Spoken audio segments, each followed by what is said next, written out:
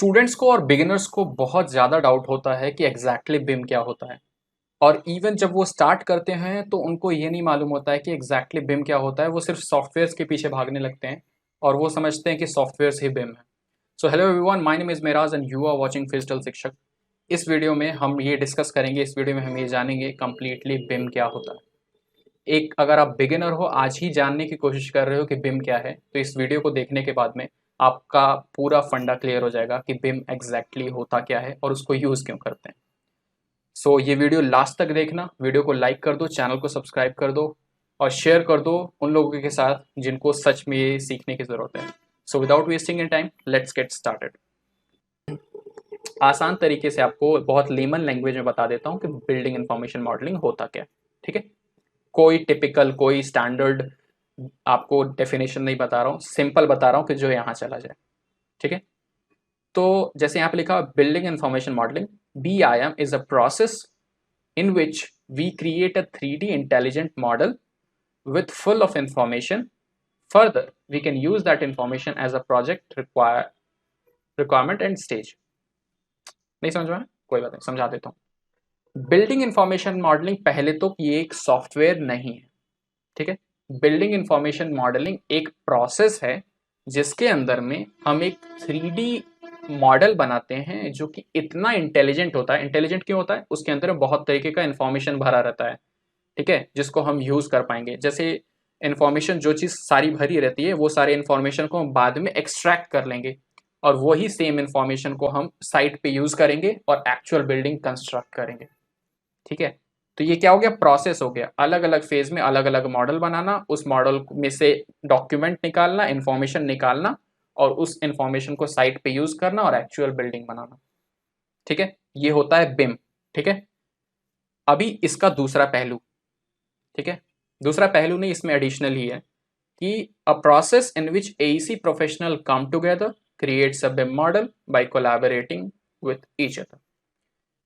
इसका मतलब क्या है? जैसे मैंने बोला कि पहले कोलैबोरेशन नहीं होता था, मतलब आर्किटेक्ट ने अपना काम किया, स्ट्रक्चर वाले ने अपना काम किया, MEP वाले ने अपना काम कर दिया, फिर कंस्ट्रक्शन साइट पे कुछ और हो गया, बन गया कुछ और, ऐसा होता था। बट बिम में क्या होता है कि सब लोग एक साथ आते हैं, अपने अपने इंफॉर्मेशन लेकर आते हैं। जैसे आर्किटेक्ट ने अपना आर्किटेक्चरल इंफॉर्मेशन लाया, स्ट्रक्चरल इंजीनियर ने अपना स्ट्रक्चरल लाया, MEP वाले ने MEP इंफॉर्मेशन लाया, कंस्ट्रक्शन जो कॉन्ट्रैक्टर है उसने अपना इंफॉर्मेशन दिया। सबने अपना इनपुट लाया, एक जगह एक मॉडल बनाया।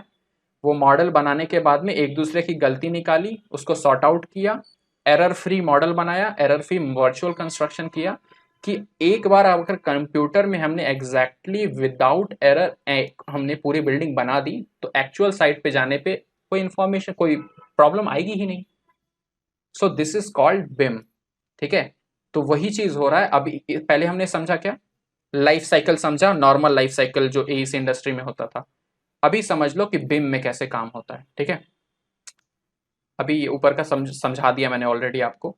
अभी ये समझो पहले कैसे होता था। सबसे पहले क्या हुआ? ड्रीम हुआ, नीड हुआ, जो मैं सब में पहले में भी होता था, बताया हुआ है। फिर उसके बाद से कंसेप्चुअल मॉडल बनता है। ठीक है, कंसेप्ट मॉडल कि हाँ ऐसा ऐसा कुछ बिल्डिंग दिखेगा। ठीक है, फिर उसके बाद से क्या हुआ?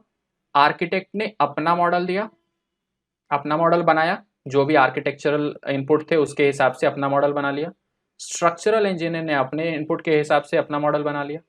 MEP वाले ने भी अपने इनपुट के हिसाब से अपना एक MEP मॉडल बना लिया। ठीक है, फिर तीनों मॉडल को एक जगह लाके लिंक किया। ठीक है, उसको बोलते हैं मास्टर मॉडल, या और उसी मास्टर मॉडल को कोऑर्डिनेशन मॉडल भी कई बार बोला जाता है। और अब उस मास्टर मॉडल को एक दूसरे के हेल्प से कि हाँ यहाँ पे तुम कुछ रिमूव कर दो, इस जगह पे तुम कुछ रिमूव कर दो, सो दैट हमारे मॉडल के बीच में कोई भी क्लैश ना हो। कि जैसे आर्किटेक्चरल वॉल स्ट्रक्चरल वॉल के अंदर नहीं घुस रही हो, या आर्किटेक्चरल वॉल बना रखी है, वहीं पे किसी ने MEP वाले ने कमोड डाल दिया है। ठीक है, तो ऐसी ऐसी जो भी अलग अलग तरीके की गलतियां हैं, वो गलतियां पहले ही हम मॉडल के अंदर में ही रिमूव कर देते हैं। सो दैट एक्चुअल साइट पे जब हम उसमें से इंफॉर्मेशन एक्सट्रैक्ट करेंगे, शीट निकालेंगे, 2D डेटा निकालेंगे, एक्सेल शीट निकालेंगे, या फिर अलग अलग तरीके के शेड्यूल निकालेंगे, BBS निकालेंगे, जो भी तरीके का इंफॉर्मेशन हम उस मॉडल में से एक्सट्रैक्ट करेंगे वो एक्यूरेट होगा। सो दैट हम एक्चुअल साइट पे उसको यूज करेंगे तो कोई भी इशू नहीं आएगा। ठीक है, तो हमने क्या किया? हमने मास्टर मॉडल बना लिया, डिटेल डिज़ाइन बना लिया।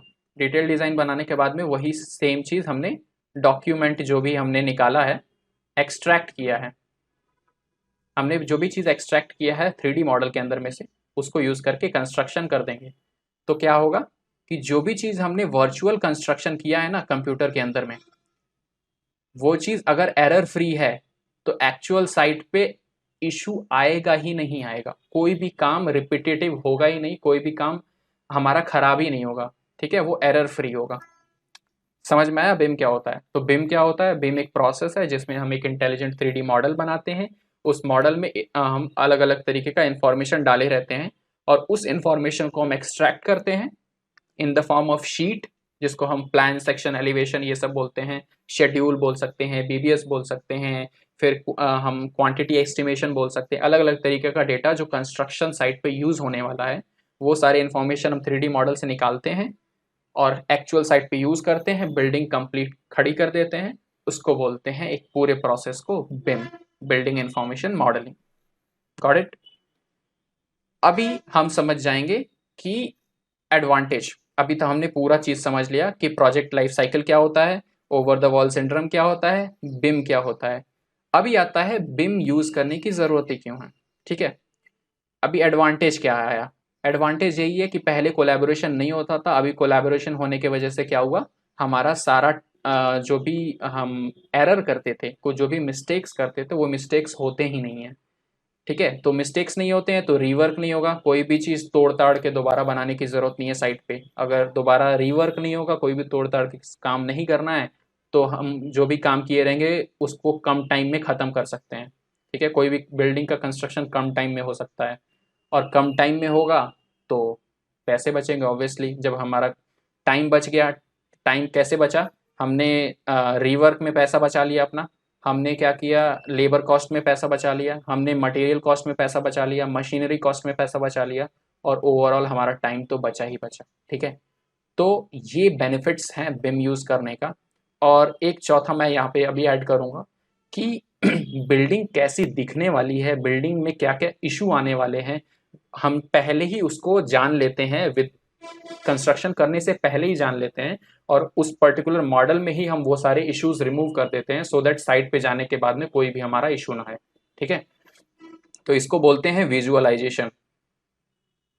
ठीक है, तो हम पहले ही विजुअलाइज कर लेते हैं बिल्डिंग कैसे दिखने वाली है, अपीयरेंस क्या होने वाला है, डिफरेंट डिफरेंट जो भी एलिमेंट्स हैं हमारे कैसे दिखने वाले हैं, क्या क्या कैसे कैसे काम करेगा उस पर्टिकुलर बिल्डिंग में, हम पहले ही वो सारी चीज़ एनालाइज कर लेते हैं कि बाद में कोई इशू ना आए।